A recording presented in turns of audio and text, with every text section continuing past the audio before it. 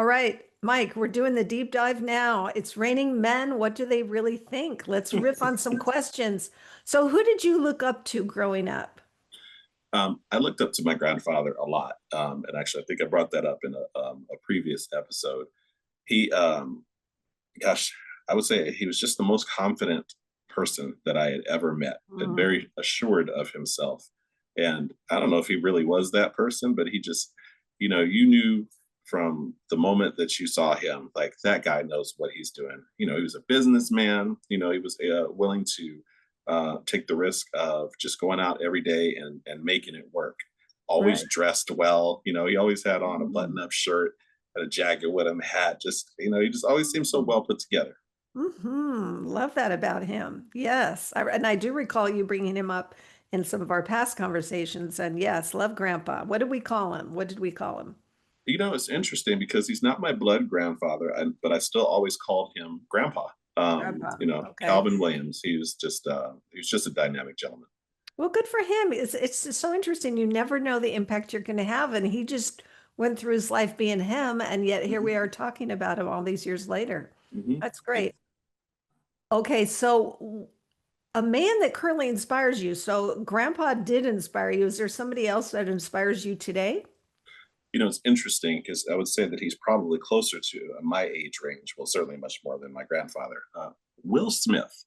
You know, Ah, coming up. Like I said, he's about my age. So some of the stuff that you would see in his shows, like the Fresh Prince and stuff like that, I right. kind of wanted to be that. He always seemed like he was having fun, but I admired him as an actor, and I kind of just followed a lot of his personal side as what they would show out there, and just saw him pretty much grow up along with me. It almost seemed like if I met the guy, we'd be good friends.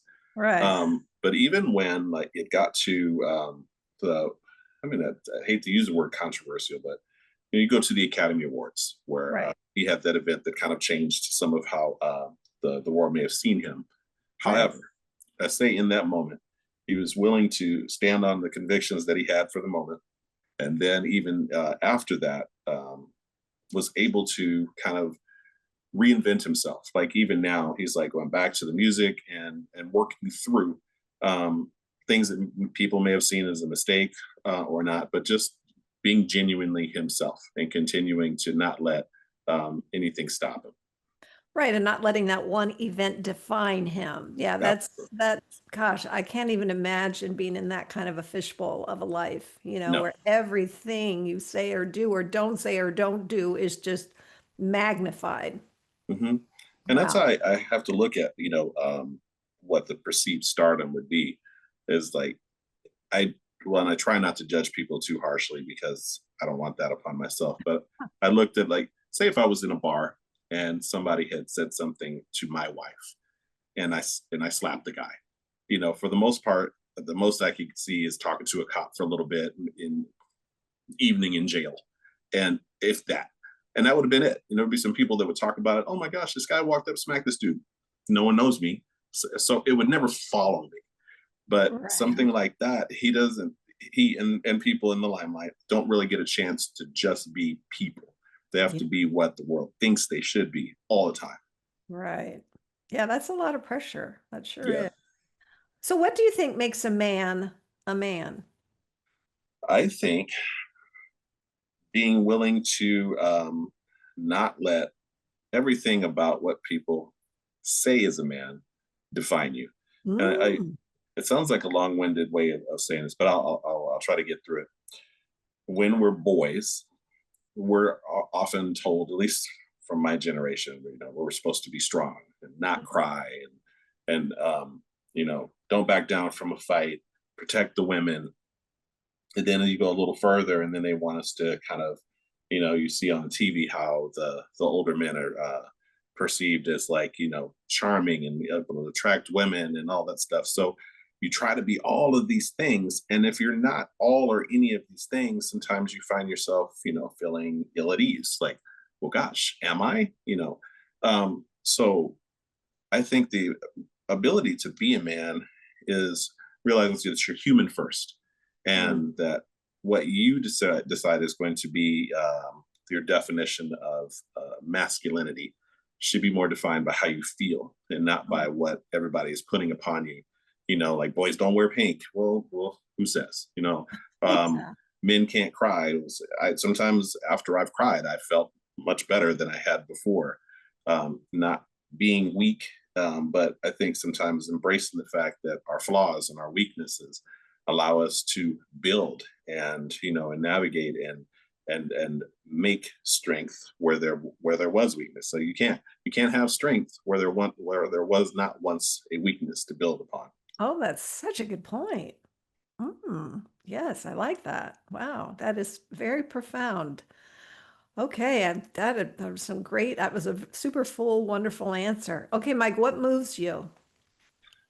What moves me? I'm going to say it's always been the arts in some way. Mm, Um, I can listen to a song that I've listened to my entire life, and I can concentrate on one instrument and go through it, and pick the next instrument and go through it. I can feel what the artist was trying to do, and it's like you go on a journey every time with them. And I feel the same way with movies and you look at a painting, you go to museums and stuff like that, and you just find yourself immersed in what a person's perception of a mm, moment is. A song is usually a description of how someone felt about something. The same thing with acting and all of that. So the arts always take me on the journey with them.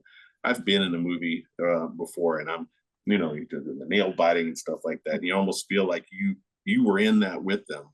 And the same thing when we went to a museum once, and you find yourself standing and looking at a sculpture and almost lost in a moment in the details, like, gosh, how can someone do this? How can someone be so into something so deep that they can create such a thing of beauty? So yeah, the art moves mhm. me. And I think that's part of why we're able to create is, one, to express, but then also to share whatever that expression, how that comes out and how we express, and to be able to share that so others can have their own reaction or, yeah, it's actually a really beautiful part of life. I agree. I agree too. Okay, for lack of a better term, what is something that pisses you off? I think what pisses me off these days is people's need for everybody to think and to be like them. Mm, Everybody feels that their opinion or how their friends think or how someone else that whatever they agree with should be the rule, and they leave very little room for anyone to just exist. mhm, And I just don't think that's fair. If you go into and I won't go down the politics rabbit hole, but just that if I'm on this side of it, it's not that, oh well, that person can be on the side of it. Like, no, they're wrong. If all they feel all men should be strong. It's like, so weakness is bad. So it's like they leave no room for any variety for anything but them. And I don't like that at all. right. I agree. I feel like I think in our lifetime it feels particularly divisive right now Mhm. politically, and that if you don't believe like I do, then you know y- you're not well thought of. True. Yeah, it's very frustrating. It's very sad. What's something you want women to know about men? I think that what women don't know about men is that we're very busily navigating what everybody thinks a man should be. Uh, And it can be almost heartbreaking when we don't reach that criteria. Maybe not visibly, but if you're supposed to be, physically strong as a man, and you're not, somewhere inside you're thinking, well, gosh, I'm not a complete man. Or if you're not able to be the guy, the protector, or if you're not able to just be whatever society has defined us as being men, because it's changed dramatically since I was a child about what the perception is. It's like, if you're too strong, you can be perceived as a jerk. Well, in some mm, other situations where if you're not soft enough, it's like, oh, you've got no heart. And you have to realize that under the surface, yes, men and women are different, but we're just people. And just we're constantly checking ourselves for, am I manly enough? And then in the same breath, we're going, well, what does that mean today? So, just we are less sure of ourselves than we appear on the surface. So give Mm. us a little grace to continue to try and to navigate what it is to be a man. That's a really good thing to know as a woman about a man, that that perception and that expectation, that level of that is there and constantly being evaluated and assessed. Mhm. Wow. Um, and I think that honestly, my wife says sometimes to me, it's like, well, as a man, what do you think about this? And my joking reply is, well, I've never been a woman. Um, so so the same way, men, I don't think necessarily always understand women because we're too busy trying to sort through what we think a woman should be. And sometimes if we just pay attention to the person that's Mm, in front of us, all the other things will fall in place. It's like, right. shove our definition aside and just pay attention to the person, and then the woman or the man, whatever that person is going to be is just going to be. And we Right. learn more when we put aside our preconceived notions of what a person is. Right. And I like the theme that's, kind of been woven throughout this entire conversation for you is really consider the person first before Mhm. you assign all these things you think about how they're supposed to be or what have you. What Absolutely. advice would you give to, I know you have sons, what advice do you give to them about becoming a man? Um, and our recurrent theme on this one seems to be expectations. Set what your expectations are for your life. Coming up, trying to be a grown up, we had these ideas of what it was like to be defined as successful. I would say to my boys, my men, they're all older now, be happy first. The rest of it is going to follow. We often, when we meet somebody, 90% of what, well, hey, what do you do? Or if we haven't seen somebody for a while, what are you doing these days? So, have you bought a house? Do you have a new car? And the real thing I would say is, are you happy? Are you doing what is working for you?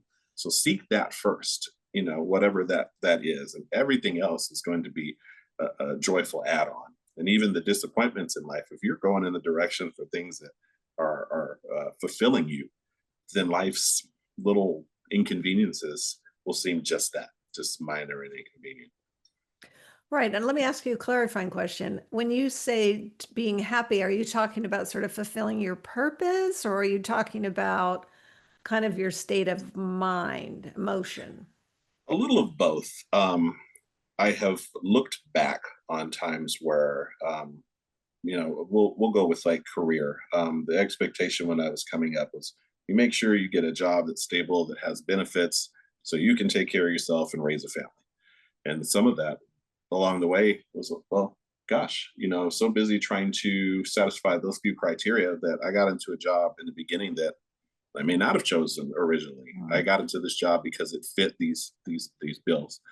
And I forgot to continue to seek the things first that like I was a musician first. I was a photographer first, but you become afraid to chase the dreams for chasing what people that you respect told you that you should do first. Well, I honestly do. I admire my parents for the foresight to look for my stability. But at the same time, I think that I put a lot of myself aside while I was trying to fulfill what they are expecting of me. So, Right.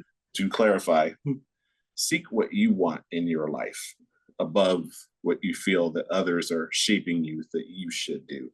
And then with that, you're going to find in the job, in the relationships, and all that. If you're looking out for what is going to be fulfilling to you, then you can have a happy life. I don't mean like laughing every day, but you're living life with less regret because you're trotting a path that you chose. Right, and I think that was probably with each generation. I mean, I think look back to our grandparents' time, that was not even on the table. I mean, you just got a job and Mhm. you worked, and then maybe our parents maybe had a little more choice, and then we had a little more choice. Now our kids have even more choice, and our message to them is, really go fulfill that whatever that spark, that thing that you have, try to make a life around that. That's exactly it. Yeah. Is there anything you want to say in conclusion? Um, I can say you've with these recurrent shows, you've made me feel more important to be heard. And I've listened to some of the other shows that you've done with other people, and it's a gift for what you bring out of people. I don't know that you know that, My because gosh, Mike, I just feel so verklempt right now. You saying we're that. we're all people, and then we look to our stars and the people that we look up to in this world, and they get interviewed en masse. And you kind of, well, we care what they think, but you care what we think. And Yeah. it allows us to feel like, gosh, somebody out there really wants to hear my story. And so I Oh, appreciate you oh, for, you've had me back here a few times. It just makes me, it gives me that drive to continue to push forward, because it's like, yeah, somebody's going to want to hear about this again. thank you, Mike. That's very, very, I'm deeply, deeply moved beyond any kind of words I could capture, truly. Thank you so much. Now, where can people find you or do you want to be found? I'm still at the same Instagram page, Tall Bald Mike Photography. And I actually have not been posting as many photos as I'd like, but I'd like that to change now that retirement is on the rise. Yeah. I'm going to be able to see my grandson more, so you'll see more pictures of him and my travels. And Good. yeah, that's where I am right now. Right. And for the listener, I will attest mightily what an amazing photographer Mike is, what a great eye he has. And so, yeah, be sure and follow him and check out his stuff. Mike, wow, what a pleasure. I just feel so honored to have had this time with you, and I look forward to the next time. Likewise. Thank you so much.